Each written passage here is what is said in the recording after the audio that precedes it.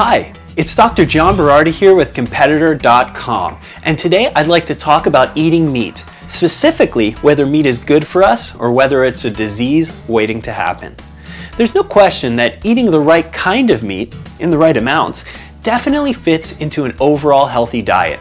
And more than health, it's a solid part of an athlete's training regimen, providing protein, B vitamins, and especially important for women, iron. However, there also seems to be good evidence that meat eating can sometimes be problematic.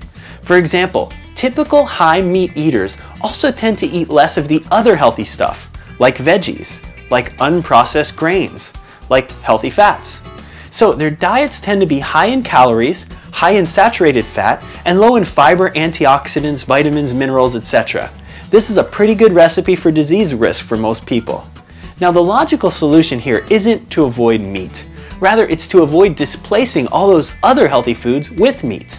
It's to include both meat and high fiber foods, fruits, veggies, and more. Beyond dietary displacement, there are two other concerns with diets high in meat. First, carcinogens. Second, hormones and antibiotics.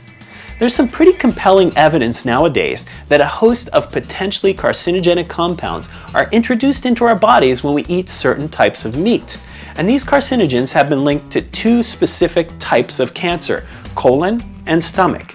In the end though, the meats that seem to be most problematic are processed meats, like lunch meats, canned meats, jerky, etc., as well as heavily grilled meats, blackened or charred. But again, these risks can also be managed. Avoid processed meats.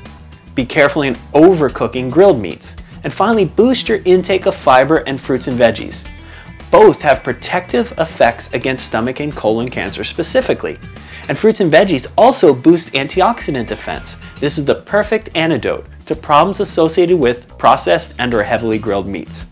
Finally, beyond cancer risk, in farm meats nowadays, we tend to see a lot more hormones, environmental pollutants, and antibiotics. Not good, since we probably do absorb a small amount of these chemicals. But let's not throw the baby out with the bathwater here. Rather than avoiding meat, how about sticking with hormone-free, naturally raised meat? Grass-fed is probably the best. In the end, almost everything we eat or do in life has its risks. In fact, I'm much more likely to get into a car accident and die than I am to die of colon cancer. But that doesn't mean I take either lightly. I try to understand my risks and then buffer them. For example, because of the car crash risks, I wear a seatbelt. Likewise, because of the meat risks, I make sure that I avoid processed meats, I eat lots of antioxidant-rich fruits and veggies, as well as fiber-rich nuts, seeds, and legumes, and I eat primarily naturally raised, hormone-free meat. This way I get all the benefits of meat while buffering the risks.